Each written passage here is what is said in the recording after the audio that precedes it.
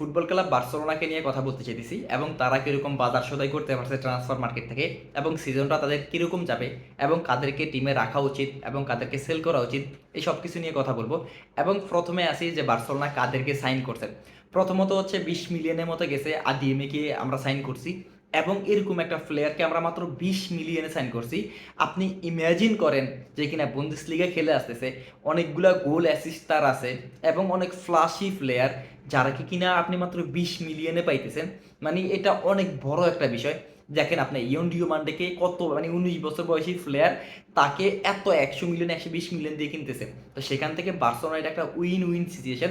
মানে যেদিকে যান না কেন আপনি উইনই সিচুয়েশন। মানে একটা প্লেয়ার কত খারাপ খেলবে, মানে এই যে আদিয়েমি ধরেন একটা, মানে পুরো সিজন বাজে খেলছেন, তারপরে 10-12টা 15টা গোল দিবেন, তা আপনি 20 মিলিয়নের সাইনিং 10-12টা যদি আপনাকে গোল দিতে পারেন, আমার কাছে মনে হয় না এটা খুব একটা খারাপ সাইনিং। সবচেয়ে বড় বিগেস্ট সাইনিং আমাদের জন্য হয়েছে সেটা হচ্ছে যে অ্যান্থনি গর্ডন, যে কিনা বার্সেলোনার প্লেয়ার এবং বিশ্বকাপে সে ভালো খেলছেন। এবং অনেকেই বলতে পারেন যে না ভালো খেলে নাই, গোল অ্যাসিস্ট কম পাইছেন, যাই দেখে আসো আর্জেন্টিনার সাথে যে এরকম গোল করছেন, কোয়ার্টার ফাইনালের মতো স্টেজে দুটো অ্যাসিস্ট দিয়েছেন, মানে এগুলো চারটিখানি কথা না।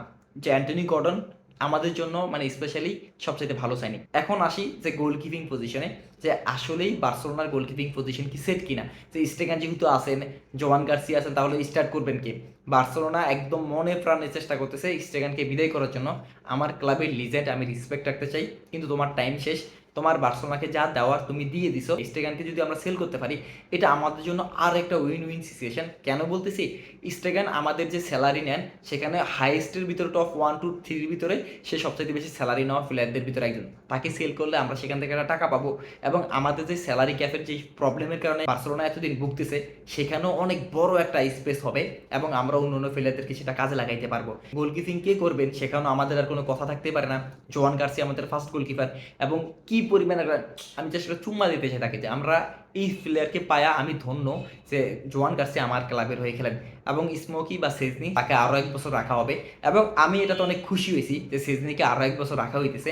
কারণ এই প্লেয়ারটা টিমের ভিতরে একটা বন্ডিং ক্রিয়েট করে, যে প্রত্যেকটা প্লেয়ারকে টিম বন্ডিংয়ে নিয়ে আসে। রাইট ব্যাক পজিশনে কুন্ডে খেলেন এবং আমার এখানে কোনো কথা থাকতে পারে না যে কুন্ডে এবারে বিশ্বকাপটা কেমন পার করছেন, কিন্তু অনেক বার্সেলোনা ফ্যান্সদের একটা আক্ষেপ আছে যে লাস্ট সিজন কুন্ডে ওই পারফরমেন্স দিতে পারেন নাই, যেই জন্য কুন্ডে ফেমাস হয়েছেন। কিন্তু এটা কথা চলতেছে যে কুন্ডেকে সেল করে দেওয়া হবে বা কুন্ডে নিজে ক্লাব চেঞ্জ করতে চান কিনা।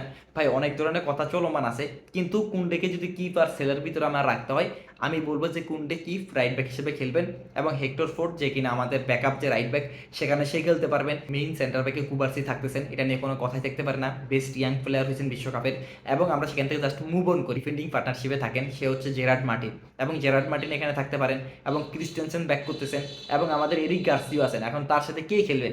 এবং আমরা লাস্ট সিজন দেখছি যে জেরার্ড মার্টিন মানে টপ নচ ছিল। মানে জেরার্ড মার্টিনকে আপনি রাখতেছি না সেল করতেছি, এই কোশ্চেন যদি আমার কাছে আসে আমি বলবো আমি জেরার্ড মার্টিনকে রাখতেছি এবং সেখানে যে ক্রিস্টেনসেন তাকে সেল করা যাবে কিনা, আমি বলবো যদি ক্রিস্টেনসেনের জন্য ভালো একটা অ্যামাউন্ট আমরা পাইতে পারি, যে ঠিক আছে তার জন্য কেউ 10 মিলিয়ন বা 15 মিলিয়ন দিতেছে, আমার মনে হয় তাকে সেল করে দেওয়া উচিত।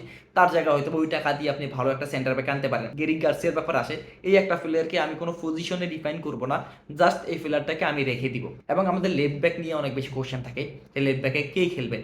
আমাদের যে লোনে ছিল জোয়াও ক্যান্সেলো, সে কি থাকবেন কিনা, এবং আল হিলালের হয়ে সে খেলেন এবং সে মাঠে সে প্র্যাকটিস গ্রাউন্ডে চলে গেছেন এবং তাদের টিমের সাথে অ্যাড হয়েছেন, কিন্তু তাকে বার্সেলোনা কিনতে চাইতেছেন, সাইনিং করতে চাইতেছেন। কিন্তু সেখানে অনেক বেশি একটা কোশ্চেন দাঁড়ায় যে আসলে তার জন্য আল হিলাল কত চাইতেছেন, তাকে কত দিয়ে ছাড়বেন, এবং ওই জায়গায় একটা নাটক ফাটক চলতেছে এবং ট্যাক্স নিয়ে কোনো একটা বিষয় ইস্যু চলতেছে। ওটা আমি ডিপলি আপনাদেরকে এখানে বলতে গেলে অনেক টাইম চলে যাবে। জোয়াও ক্যান্সেলের ব্যাপারে আমি শুধু এতটুকুই বলি, জাস্ট কিপ হিম, আর কিছু না। এবং আমাদের আরেকটা বড় নাম আছে এখানে, যে বালদে আছেন, বালদেকে কি সেল করা যায় কিনা, সেল করে এই জায়গায় অন্য কোনো প্লেয়ার মানে আপনি আনতে পারেন কিনা, অনেক নাম আছে। তো আমি এখানে বলতে চাই ঠিক আছে, অনেকের অভিযোগ যে আউটফুট ভালো না এবং ডিফেন্ডিংও অত বেশি স্ট্রং না বালদে, কিন্তু সে ড্রিবল করতে পারে, বল ক্যারি করতে, সব কিছু।